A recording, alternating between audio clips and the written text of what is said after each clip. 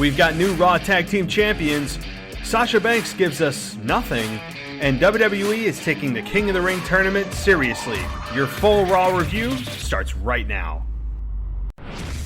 Welcome to the WWE Podcast, your place for the most passionate wrestling analysis on the web. Just turn Roman heel. What is WWE waiting for? When other wrestling podcasts put you to sleep, you can count on the WWE Podcast to keep you engaged and asking for more. I've been watching wrestling for over 20 years, and that was one of the best matches I've ever seen. This is unlike any other wrestling analysis. So without any further delay, let's get the show started right now. Welcome to the WWE Podcast. It is Tuesday, August 20th, 2019. And wow. As I said that, August 20th. Guys, the days are flying by. Enjoy summer, especially if you live anywhere north of, say, Virginia. Enjoy summer, because my God, does it go by fast. And before you know it, leaves are changing, leaves are falling, and then snow is falling. So enjoy. I'm telling you, those of you that complain the heat, the heat does not last long. And so just a bit of advice, and for those of you who are, in Florida or Arizona or Southern California, you can pretty much ignore my advice, as you are probably tired of the hot weather. But up here, let me tell you, it is a rarity in which we get heat that lasts a long time here. So, all right, well, moving down the line here and talking about Monday Night Raw, which we'll get to in just a moment. And I will just say, I overall really enjoyed the show. I thought it was very solid overall, structured, nice, easy to follow. And so I'm going to get into that, and not a whole lot of rants, which I know may please some of you and disappoint others, but it is a very positive review overall for Monday Night Raw, and that's a good thing. I think since Paul Heyman has taken control of the ship, whether it's coincidence or not, or he actually has real, true power without having the filter of Vince McMahon or not, it's really, we'll never know, I guess, is really the ultimate determination. We will never truly know, but Raw does feel different. So we're going to get into all the nitty-gritty details of Monday Night Raw. But first, if this is your first time listening, thank you so much. Lots of new listeners, and those of you who have been emailing me, thank you so much. I appreciate your feedback, constructive or not. It is always great to hear from those of you who have just started listening. I know many of you had tweeted me too, and thank you so much. As you all know, you can find this show everywhere that podcasts exist, and an ad-free experience on patreon.com/WWE podcast. If you don't like the ads, just go there, and you can get a completely ad-free experience. And check out the website at wwepodcast.com, where you can also support the show for free. If you love Amazon, and hell, who doesn't? You just go to the Support the Show tab and click on the banner that's there. It's the big, long picture that's on the page there, and you go through Amazon that way, and it just kicks back a small commission to the show from whatever you normally buy. And there's no hidden fees. There's nothing. You just shop as normal, and it just kicks a percentage of whatever you buy back to the show, which is it really is a big deal. I'm not getting rich off this thing, but it does help pay the bills that come along with podcasting. And many people get into it, but very few stay with it. And there's hosting fees, there's microphones, there's headphones, there's stands, there's pop filters, there's you got to make sure your computer's working. I recently upgraded to a new laptop because the other one was, I'm not kidding, probably 8 to 10 years old. It was straight embarrassing. I thought I was going to have to use dial-up. I mean, really. I'm surprised the thing had a Wi-Fi chip on it. But nonetheless, I did upgrade at least to a mid-tier laptop to keep this show rolling and smooth and make my transitions from audio to posting a lot quicker. So again, guys, there's just a ton that goes with it. And by the way, guys, if you are thinking about podcasting, I would recommend you go for it. I mean, yes, everyone and anyone can get into it. I guess the barrier to entry for doing a podcast is very low. But I would say that if you can get yourself differentiated and stick with it, that's the key. Because while the barriers are super low to get in, what I think makes you successful is the staying power. I mean, I'm talking years. I mean, you have to have a long-term vision. You can't just think that you're immediately going to have overnight success in terms of, I'm going to get all these sponsors and it's going to be great. you're going to be doing a labor of love for a while, but that's what it is, right? You have to love what you do. So I'd recommend anybody out there that is thinking about it to do it. It's a blast, and again, have a long-term plan for it, and you'll find your niche, and that's ultimately what it's about, is enjoying what you do. So speaking of enjoying what we're doing, I'm going to enjoy this show because I had a very positive experience watching Monday Night Raw. And as you know, I watched the Hulu version. It's no secret. I watched the 90-minute version and then fill in the blanks with the Raw reports and highlights and things like that. So I may have a bit of a skewed view when it comes to the totality of Monday Night Raw as a viewer from start to finish. But I can sense in general what the show is about, even not seeing the other 90 minutes. Granted, there's also no commercials, which take up about 30 minutes of those 90 minutes. But I do have to say, overall, the show last night was a hit.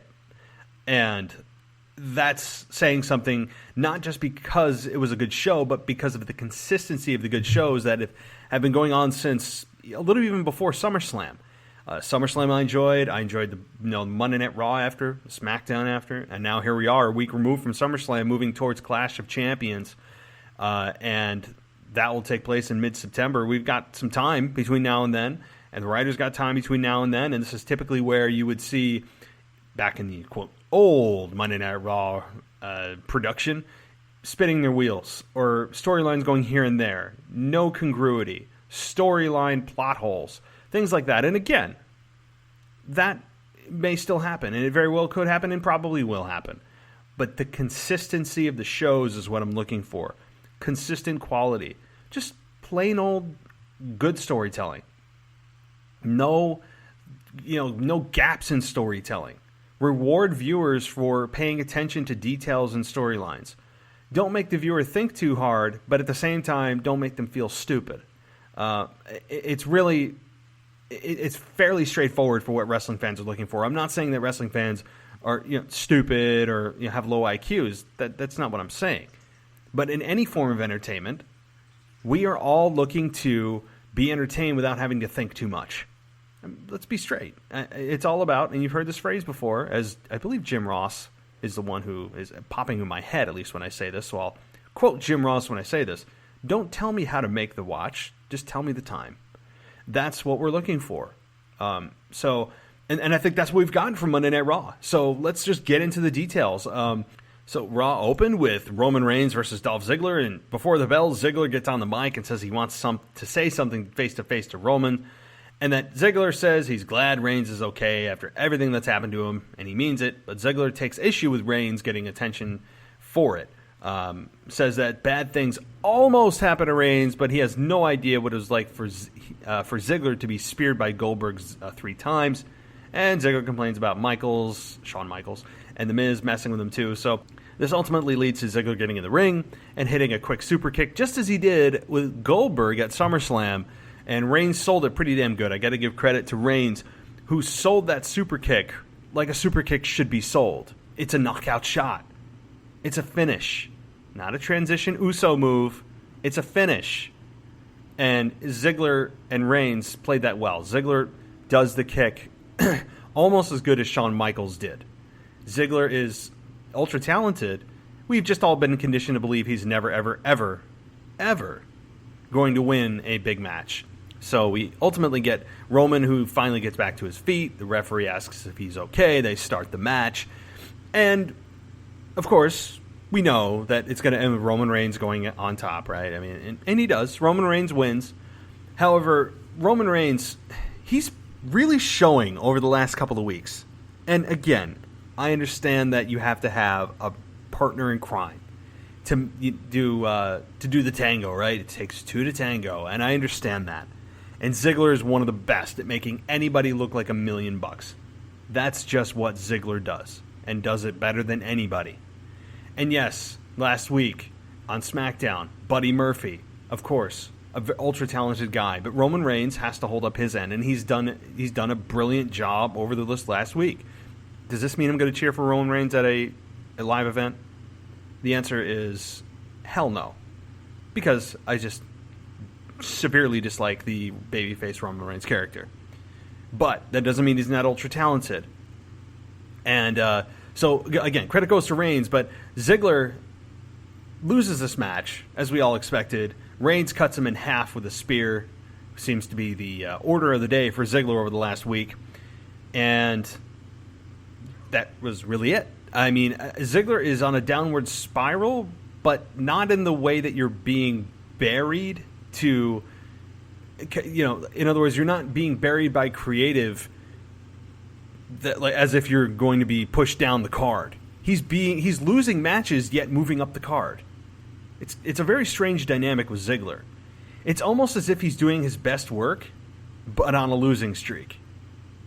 I mean, it makes no sense. And that's professional wrestling for you, where wins and losses don't matter as much as they do in traditional sports. I totally get that. Do wins and losses matter? Yes. Yes, they do. But there's so many other elements to professional wrestling and what will make you a successful superstar, wrestler, other than winning and losing. And Ziggler has been doing great mic work. He's just reminding us how good he is in the ring. And he's facing opponents that are top of the line. So it's just bizarre that Ziggler has done nothing but lose since he came back, and yet he's moving up the card. So think about that one. All right, moving down the line here, we kept getting the advertisement for Sasha Banks joining Jerry the King Lawler on the King's Court, and I'll get to that, of course, soon. We all know what happened. And Raw Women's Champion Becky Lynch is backstage for an interview. She talks about Sasha Banks attacking her with a chair, and Becky wants to fight the best of the best and the most aggressive competition. She wants to fight everybody at their peak. And Becky says Sasha ran away months ago, and now she's back, and Sasha is more fired up than ever because she's jealous of Becky's success. Becky says she's going to bring the fight to Sasha. Now, I'm fine with this. Again, I'm a Becky Lynch fan. The fire on Becky Lynch, no pun intended, seems to be petering out a bit. She's that cocky side it's starting to get a little bit stale, and in a way that's obnoxious, where you could turn Becky Lynch heel, truly heel, and not have the fans cheer her. Like, they've had their time now. I would not be against turning Becky Lynch heel. It may be time. May be. I understand she's on the cover of 2K20 and they don't want to mess with the possible, the buy rates of that game based on, we don't want to heel on our cover, which is nonsense, right? But that may be the thinking of some upper management individuals in WWE, that they don't want to have to worry about 2K sales of their video game that sells millions of copies every single year. But they always have to have a babyface on it every time. So my guess is they don't turn her heel. But as a fan that's been behind her since last SummerSlam, when the whole heel turn happened, which turned her into the biggest babyface the company had, I'm getting a little bit thin and tired of Becky Lynch and her cocky attitude. It's not endearing anymore. I'm not booing her. I'm just kind of petering back to neutral. Like, I care about the character. It's not that I feel indifferent about the character. It's just in terms of how do I feel she should be positioned in terms of casting. I'm taking a few steps back from babyface. She seems more neutral, on a path to heel. I will just say that. So, and furthermore, when she said she was brutally attacked by Sasha Banks last week, does anybody remember how that happened? Becky came out to attack Sasha. Sasha didn't just attack Becky on a whim. Becky wasn't out there to begin with. Becky came down and confronted Sasha and tried to attack her, so Sasha actually acted in self-defense. Does anybody remember that? I mean, they mispositioned that a little bit. So really, Sasha, even if you're trying to position her as a heel, was more than justified in putting a beating on Becky. Think about it. Just think about that for a second. I mean, it was not Becky Lynch out there vulnerable. She's down. She lost a match. Or maybe it was a rematch with Sasha or with Becky and Natalya from the night before, and they're out there. And maybe they could have had Becky and Natalya embracing a hug or a handshake, and then Sasha comes out and attacks both of them at once and leaves them both laying. That would be a different positioning of this whole oh, you were brutally attacked. Well, yeah, you deserved it. You deserved it, Becky. So, all right. Okay, then we got Jerry the King Lawler in the ring for the King's Court, and he gives the predictions of King of the Ring. Again, this is one thing, too, that I really want to talk about is the importance of the King of the Ring and WWE making it a big deal. Not just in years past, like, oh, yeah, the King of the Ring tournament's here. It felt more like a sideshow. It was an afterthought. It was kind of like, oh, yeah, we have this little tournament thing here. It is feeling like a big deal. They are bringing on legends to talk about it. Jerry the King Lawler gave his predictions, which anytime announcers or, staff, for lack of a better term, give their predictions, you can immediately negate that individual or individuals from winning the tournament. I mean, it's just it's law. It's professional wrestling law. It's like when an announcer during a championship match says, oh, Wrestler B is going to win the championship. You know they're kicking out, right? It's the same logic here. You can almost eliminate everybody that they say. Booker T went with Drew McIntyre. He was my pick until Booker T picked it. And then Michael Cole jumped on that bandwagon and said, oh, yeah, that was my pick too. Okay, well, now we know Drew McIntyre's not winning, although I think he would be the most logical and best choice to win. Because this King of the Ring tournament is designed for a heel to win. It's designed for a heel. Think about it. Think about what the King of the Ring is. It's nothing more than bragging rights. It doesn't give you any special qualifications. It doesn't immediately put you in a number one contendership spot. It does nothing other than give you bragging rights to your opponents. And wear the silly, crown and have the scepter and all that. That is designed for a heel. So, King McIntyre sounds like pretty damn good, and he would benefit the most, I think, from this. So, when you look back at the history of King of the Ring, and I did a little research here, and yes, the big names, we all know that won a King of the Ring. And I understand they're trying to legitimize it and add value to it. Of course. Totally understand. But let's look at, they're not talking about the other winners. So here are the common ones you hear that talk about how, to build the importance of what it means to win King of the Ring. And it's a launching point, right? Oh, get ready for that one here. So Stone Cold Steve Austin, probably the biggest name to ever win King of the Ring. And probably the biggest launching point, if you want to use that terminology, from King of the Ring to massive superstar was Stone Cold Steve Austin. We all know what happened that night. Him, saying after he had his match with Jake the Snake Roberts, saying that you talk about your songs, you thump your Bible, you're talking about John 3:16, Austin 3:16 says I just whipped your ass, right? And then hit a home run. Austin said that he hit really 2 home runs that night because he came up with Austin 3:16 and that's the bottom line because Stone Cold said so, all in one night. It was quite a night for Stone Cold Steve Austin, clearly the biggest beneficiary of winning the King of the Ring. And yes, we've heard about Bret Hart winning in 91 and 1993. Kurt Angle has won it. Brock Lesnar's won it. Booker T has won it. But let me give you guys a little bit of a history here. So those are the names you've heard, right? Let me give you some other names that have won this and have gone absolutely nowhere. Ready? And again, this is talking about the launching point. From what did this create a stepping stone, a launching point for this individual to take that next step? Billy Gunn in 1999 beat X-Pac in Greensboro, North Carolina on June 27th, 1999. Billy Gunn, what is he best known for?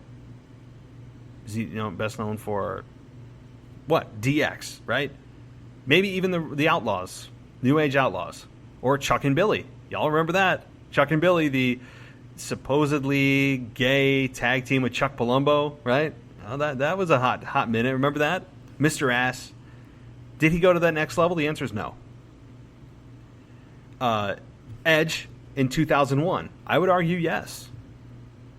However, it didn't come until 5 years later when I was there at the New Year's Revolution pay-per-view in 2006. So, while it did, I guess, put Edge on the map, it was a 5-year delay. So, after Booker T won it, who I think, in 2006, by the way, was probably one of the best, one of the best King of the Rings ever, King of the Ring winners, to turn himself from this WCW de facto to WWE superstar in the matter of a night with his wife and King Booker. It was just so well done. And he continued to wear the gown and the hat and the scepter. He was all in. That was probably, when I think about Booker T, and if we're thinking about the most successful stretch of his career, I would argue it was King Booker. King of the Ring was the best thing that ever happened to Booker T. Defeating, none other, by the way, Bobby Lashley in Phoenix, Arizona. So that was surprisingly a huge launch point for Booker T. But let me name the other two. So that was in 2006, Booker T won. Since 2006, 13 years ago, WWE has done 3 other Kings of the Ring. In 2008, it was William Regal against CM Punk. So that was in Greenville, South Carolina. So when you look at William Regal's career, did it take him to the next level? I'd argue no. Yes, he was a perfect fit on paper to win the King of the Ring because of his heritage, and it fits his persona and his accent and all of that. Yes, it does fit William Regal's character, but did it ultimately benefit him? No. I don't think it did. I don't think anyone... Honestly, does anyone even remember that? I didn't. Honestly, I don't. I don't remember that. But in 2010, Sheamus defeated John Morrison in Philadelphia, Pennsylvania to become King of the Ring. I mean, again, where did Sheamus go from there? Tell me. Where did Sheamus go from winning King of the Ring? The answer, folks, is nowhere. Then in 2015, there was a 5-year gap since doing King of the Ring. Bad News Barrett defeated Neville in Moline, Illinois on April 28th, 2015. So Bad News Barrett wins. Boy, they love these Englishmen to win the King of the Ring, don't they? I guess there's a theme here. But what did that do for Bad News Barrett? Nothing. I mean, I remember the win, but to be honest, I think Wade Barrett was at the peak of his career when he was the leader of the Nexus. And Wade Barrett, you know, I don't even think I've said the name since I've done this show. Wade Barrett, to me, was super underrated in terms of what they could have done with him as a top heel. I loved Wade Barrett on the mic. He was just so well spoken. He didn't trip over his words. He was just smooth as butter, good in the ring, and you just wanted to see someone beat his ass. Those are all good traits to being a good heel. And he just had the it factor. And I don't know what it was with WWE, why it never seemed to click with management. The Bad News gimmick was kind of a last-ditch effort, it seemed like, for Wade Barrett to hang on to his career in WWE. And yes, he had some injuries. But his feud with John Cena, when he was the leader of the Nexus, was easily the most important part of Wade Barrett's WWE career. And I enjoyed that more than most. I really did. And I remember John Cena and Wade Barrett having that chairs match, I think it was, at probably TLC, and John Cena pulling the chairs down, and there was like 100 chairs that ended up falling vertically on Wade Barrett. I remember that. And I said, oh, there goes Barrett. John Cena has pulled out that golden shovel, and there he goes, right? And since that time, Wade Barrett was never really the same. And did this King of the Ring win do anything for him? No. So, guys, it's been 4 years since we've had a King of the Ring tournament. And while WWE will tout their list of legends who have won this tournament and what it's done for their careers, I would argue that the ones that have really benefited from the King of the Ring wins, at least in the modern era, Stone Cold Steve Austin, number one. Triple H, to a lesser degree. Oh, by the way, Ken Shamrock won it too. Shamrock, maybe I'll do a whole show on Shamrock one time. I really loved Ken Shamrock. I would say, okay, so Austin, Helmsley, Booker T, and that probably is my top three. You could argue it helped Angle, no question. It helped Angle.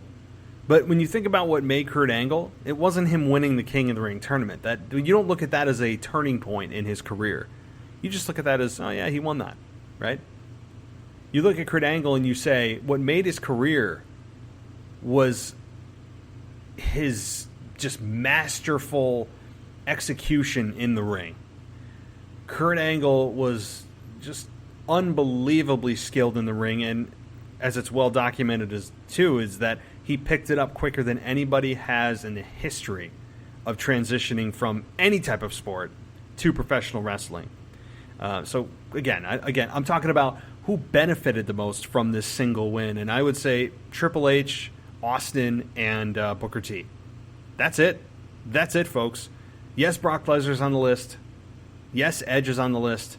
But Edge didn't peak until 2006, 2007, 2008. And Brock Lesnar, certainly, I don't remember Brock Lesnar winning the King of the Ring tournament. I'm sorry, I don't. And you don't look back and go, wow, what a night for Lesnar. I mean, he debuted in 2002. So, yes, they're making a statement with what Lesnar winning that year. But it's not as if you look at that as, oh, whew, thank God he won the tournament. That was a key night in his success of his career, right? So there's just a little bit of history. And yes, if you go back further, I know I'm not going past Bret Hart here, but Tito Santana, Ted DiBiase, Randy Savage, Harley Race, and the first winner in 1985, the year I was born, Don Morocco, defeated the Iron Sheik in Foxborough, Massachusetts on July 8th. How about that? There's a little bit of wrestling trivia for you. So, again, tying this back to Monday Night Raw, I'm really glad that WWE is taking this tournament seriously. They're not just making it eyewash. They're not just saying, oh, here's this tournament. They're saying what it means. They're telling us who has won it and how it's changed their careers. And they are consistently weaving the tournament throughout the show. It's not just an afterthought. It's not just one segment or even two segments. I mean, you're talking it was like 4 or 5 segments they brought up King of the Ring. Big deal. It's a big deal. And at least they're making an effort. And I feel, after watching Raw, that it's a bigger deal than going into Raw. So props to WWE, maybe Paul Heyman. I don't know who had a hand in this. But the key here is the follow-through. The follow-through is key. You have educated the audience to believe that this is a super important tournament, and you've listed who has won. And you've let fans know and reminded them how it's changed their careers. And you have legends weighing in on who they think is going to win. And they have brackets, and it feels like a sports simulation. That's exactly what we want. But the follow-through is just as, if not more important. Because you cannot have this tournament winner go from, oh my God, they won, to, oh my God, they won. Like, you don't need this to fizzle away. Whoever wins this, I don't know the long-term plan, but it needs to be a night where you can go look back and point to and say, this was the night that their career really took a turn. Really took a turn. And again, there are favorites on this list. Wade Barrett, Drew McIntyre, to me, was at the top of the list until the legend Booker T decided to weigh in on that, which immediately makes me not think that Wade's going, or Wade. Why the hell do I keep saying Wade Barrett? I haven't talked about him in forever. But Drew McIntyre is immediately, to me, disqualified from winning, possibly. So I love, again, I'll just wrap it up at least with this portion of Raw by just saying that I feel the King of the Ring is important because I was told it was important by people who can give me that opinion with weight behind it. Okay, moving along. So Jerry the King Lawler talked about King of the Ring, and then he got, he's heard the Fiend's music or his his pre-entrance with the lights going off and the weird sound effects, and the King wisely gets out of the ring. Smart. I thought for a minute that the King was just going to stand there like a fool and feel like he's trapped in the ring. He found his way out, but he found his way up the ramp, only to be greeted by the Fiend, who gave him the mandible claw. I didn't sense a overwhelming positive reaction to the Fiend this week, but I didn't sense a negative one either. It was just, I would say, lukewarm towards the Fiend. And they have done nothing other than try to position him as a heel since he debuted. Again, which I believe is a mistake. But they're going that path, so let's see where it goes. And he's attacked, the Fiend has attacked Finn Balor, Kurt Angle, Mick Foley, the King. So all face. That tells me you're a heel. But again, I'm just, the Fiend is just so well done right now. As much as I don't think he should be positioned as a heel, I'm willing to see it through because I don't want to go off the course and have them make an irrational knee-jerk decision. So, okay. Moving down the line here, we had Ricochet and The Miz versus Drew McIntyre and Baron Corbin. The Miz and Ricochet win. After Corbin misses a spear in the corner, The Miz helps pull Ricochet out of the way, and Ricochet follow-ups with the recoil on Corbin for the 3 count. Here's another possible winner of the King of the Ring tournament in Baron Corbin. Many people are believing Baron Corbin could win. I think he'd be a great, obnoxious King of the Ring winner. Again, do you see the theme here? King of the Ring is so blatantly designed for a heel to win. So I think Corbin would also be a super obnoxious heel and a great king that we would all love to see get punched in the face. Okay, then we get AJ Styles versus Braun Strowman, and we had the ref calling for the bell because Gallows hit the ring and drops Braun with a big boot. So winner by disqualification was Braun Strowman. But don't worry, WWE fits in a tag team match, and it was Gallows and Anderson at the end of the show putting the tag team titles on the line, and we'll get to that as well. So Samoa Joe versus Cesaro. So this was the first match in the King of the Ring tournament, and it ended up having Samoa Joe win. I really enjoyed this match. I thought that these two, I would love to see more of these two. I feel like I've been underserved a plate of Samoa Joe and Cesaro. I want more. I mean, if these two had a long-standing program, I think they could easily do it. Cesaro getting the swing, even as brief as it was, is still a crazy feat of strength to get Samoa Joe even that far off the ground. It was only probably, a few inches. But anybody else try that and see what happens, right? It's amazing strength from Cesaro. One thing I did not like, and my God, it's been almost 30 minutes without a critique, is Cesaro's pre-match, promo that was pre-taped. He said that the King of the Ring tournament plays to his strengths. What strengths? How does the King of the Ring tournament play to your strengths? Exactly how? Tell me. It's just a one-on-one match. Is that what you're saying is your strength? I would disagree. I would disagree severely. But he never explained how it plays to his strengths. It was just somehow a tournament plays to his strengths. But that's my only real critique on that. And Cesaro getting the just nothing reaction.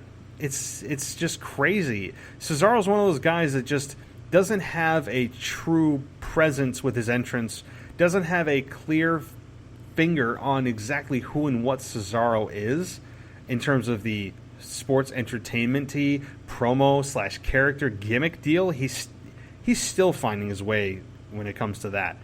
What he's not in need of or needs improvement of is inside the ring, and that's where he does his talking, and that's where he brings the audience in. He's one of those guys that doesn't get a big pop when he comes out because we don't know what Cesaro is other than a great wrestler, but he brings people into the match that he's in because he's so good and stiff. My God, did you see that uppercut at the beginning of the match with Samoa Joe going down like a ton of bricks?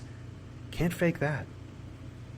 You just can't. But it was a great match. I enjoyed this. I would love to see this one have gone a little longer, and I'd love to see these two in a program, not just in a one night. It's because it's a tournament type of match. But Samoa Joe wins with the Coquina Clutch. So next week we're going to have Joe face the winner of Ricochet versus Drew McIntyre. All right, moving down the line here. Rey Mysterio backstage. Rey Mysterio with one of the more emotional promos he's had maybe ever, talking about how his body's not able to keep up with the injuries and that all the injuries are catching up with him, and he's about to take off his mask and say, basically that everybody has to face this day, but he never thought it would come for him. But everybody has to face that day. Are you not everybody, Ray? So Dominic comes in at the last moment before Rey Mysterio says those infamous words of "I retire," and says that basically don't do it for because I want to debut with you, or I want you to see me debut, or something like that. And that Ray said that, okay, I'm not going to quit. I'm going to do it because I love you. And then they end up, I thought they were going to kiss. Anybody else think that? It looked like they were going to kiss. It didn't look like they were going for a hug. It got a little weird for just a couple of moments there. And so Dominic played the family card and said that he wants to tell his kids that he was in the ring with the great, legendary, iconic Rey Mysterio, his dad, right? So, I'm on board for this. Dominic doesn't look like he's a wrestler. His arms are, I understand you don't have to have big arms, but his arms, from what I'm seeing, he just kind of looks like the common dude, right? He looks like the common millennial. He does not, maybe he'll surprise me. Maybe he's better than I think he is. I have not seen him compete in a single match yet, so I'm not going to judge him yet. But it doesn't have the look yet. But cool family storyline, I should say. Very emotional, very well done on all ends. So again, I really have no critiques here, and I'm fine with Dominic debuting. I can just remember Dominic from the storyline with Eddie Guerrero, claiming custody if he wins the match, and just great stuff. I can't believe it's been that long since the Dominic storyline was first introduced with Eddie and Rey Mysterio. Just great stuff. Big E and Xavier Woods versus the Revival. So winners by disqualification are Big E and Xavier Woods. The big story here is Randy Orton coming out of nowhere and hits the RKO on Big E. Kofi runs down, leaps into the ring with a clothesline on Orton. Kofi comes off the top rope with a shot on both Wilder and Dawson, and Orton gets up and hits the RKO on Kofi. Orton picks up Kofi, and then Woods runs in and starts going at it with Orton. The Revival get back in, and they lift up Woods for Orton to hit an RKO and a Dudley-style double-team move, and it was great. I'm fine with Randy Orton being the leader of a stable. I think that is a perfect role for him, and one that I did not think of. He just was this legacy star that showed up and was in semi-relevant programs that, we all knew he wasn't going to actually win a championship because he's just this guy that's here, and he's a legacy star, and, he's cool to see, and the RKO's cool, but he's not going to be anything serious. Well, now it's a chance to really squeeze all the juice out of this fruit right now, and to use Randy Orton in a capacity that would not only make him more relevant and utilize Randy Orton in a more meaningful way, but it would also be able to create new stars. That's the point and purpose of factions assembling. It's not to stay together, it's to be able to generate new stars. Look what happened with Evolution. How many big stars came out of that? Batista and Randy Orton. That was the purpose, and mission was accomplished to the extreme. So to have Wilder and Dawson in a faction with Randy Orton, whatever they end up naming themselves, I don't know, is beneficial for Randy and Dawson and Wilder, who are just floating out there in the wilderness of irrelevancy. I'm sorry, they are. And perfect use of Randy. Great move here. Logical move. An awesome finish, by the way. It's a 3D, except it's an RKO. It's a great finish. I hope that wasn't just a one-time thing. I hope that is their true official finish for a match. So well done. And it's always nice to see the New Day get their ass whipped. I'm over the New Day. Over it. But I already gave you guys that speech last week when I mentioned that WWE probably will never disassemble the New Day because of just simply how much cash they generate. So I get it. They're in business. All right, then we get Michael Cole welcoming Sasha Banks to the screen here for an interview, and Sasha says it's been a crazy emotional time for her and that she looks and feels better than ever. Cole tells her no one is talking about her blue hair, but people want to know about her disappearing after WrestleMania, then coming back last week and attacking Natalya. And this was kind of a clunky deal because Cole said, we'd like to thank you for answering the question. And Sasha Banks just kind of looked like she was going to give an answer, gave a nasty look, and then just say, "You're welcome," and walked off. Gave us a non-answer. So we got no answer from Sasha Banks. And it's frustrating when they, tell you 3 times during the show that you're going to get answers, and then you don't. Is that false advertising, or is that simply a strategic way to get heel heat? I'll let you guys be the judge of that. But overall, look, I like Sasha Banks' new attitude. It's a great refresh for her character. In the blue, yeah, looks good. Love it. All right, we had Alexa Bliss and Nikki Cross win their match against Mandy Rose and Sonya Deville. Alexa gets involved, and it leads to Nikki hitting the swinging neckbreaker on Sonya for the 3 count. Not really much to say here. Just nothing good, nothing bad, just kind of the wheels are moving. I don't know if they're going anywhere, but fine. Nikki Cross and Alexa are they're a tag team I think is going to stick around for a while. All right, Cedric Alexander versus Sami Zayn. This is the second match of the King of the Ring tournament, and Cedric Alexander ends up winning. And it was a okay match, not a lot of time, and Sami Zayn continues on his downward spiral. He has won 1 match in a tag team style match at a pay-per-view with Kevin Owens, and has lost every single singles match since he re-debuted as the Critic of the Critics, which I thought was a unique gimmick.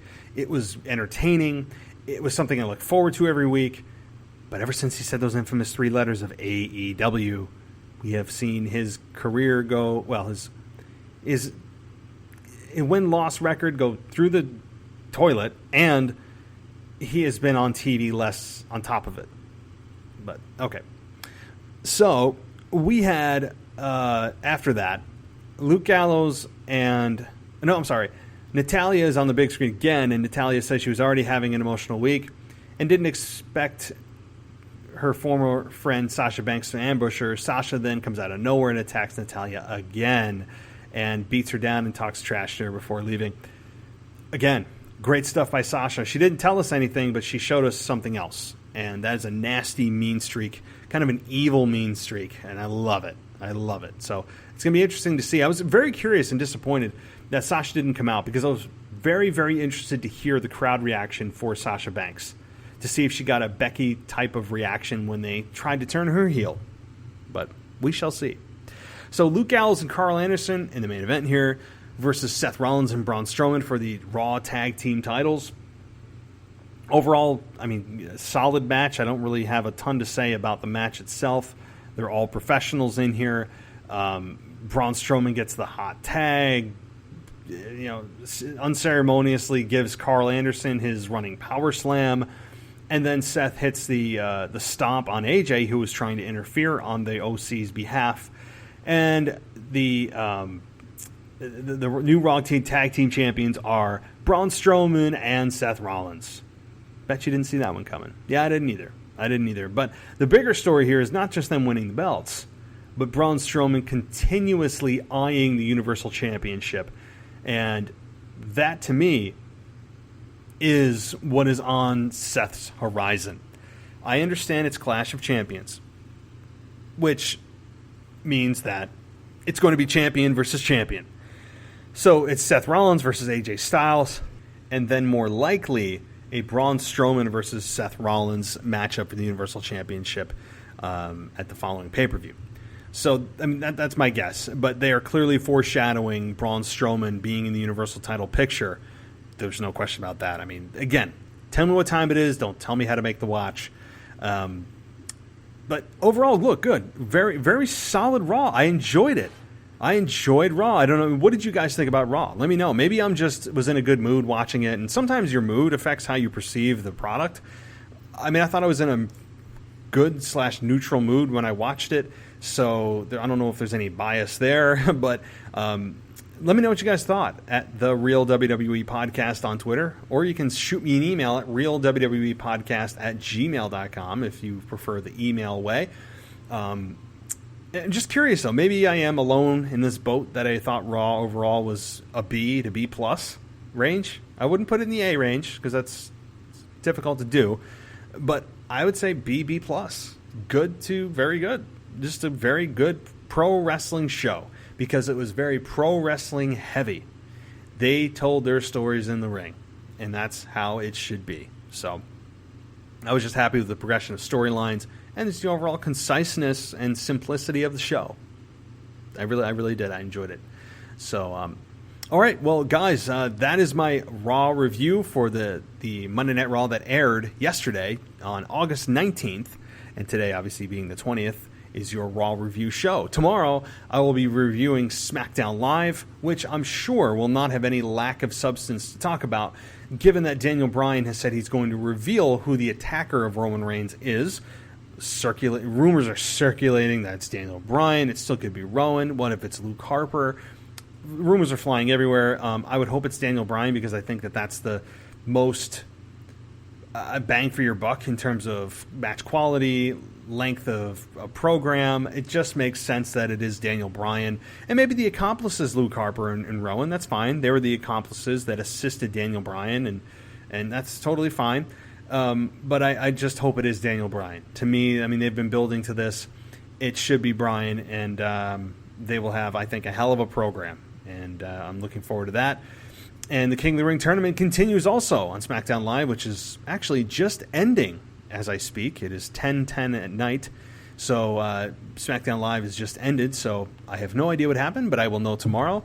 And you'll know my thoughts tomorrow. And then on Thursday will be my co-host coming on the show, and we'll be reviewing all of the week in WWE, and that's going to be a blast. And I might also have a co-host tomorrow, but not totally sure, so I will let you know. Either way, you will see, or hear, rather, me on the show tomorrow, and it should be fun. It's a fun time to be a wrestling fan, as I said. It's a fun time, and Undertaker is coming back for the September 10th edition of SmackDown Live. That's going to be emanating from Madison Square Garden in New York City. So that should be interesting to hear what the Phenom has to say. So it's almost, it feels like all hands on deck. I don't think WWE is intimidated by AEW, but I don't think they're sitting back and totally dismissing the fact that this is the first time they've had any, and I know they wouldn't even label it as competition, but even if they don't want to label it as competition, by definition, it is still competition because they're in the same market as you. They're going head-to-head with NXT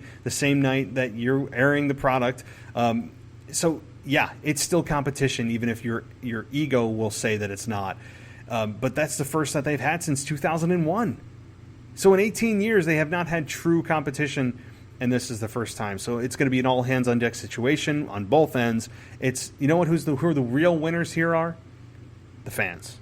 The fans are the real winners here because we're going to get to experience a different kind of product that's an alternative to WWE, and WWE stepping up their game to make sure that they're satisfying the Fox executives and keeping up ratings and making sure that AEW doesn't gain any ground on them to the best of their ability. So it's going to be a fun fall. I'm looking forward to it. So, all right, well, guys, thank you so much for joining me. And again, check out the website, support me any way that you can. I really would appreciate that as well. And as always, I'll talk to you next time.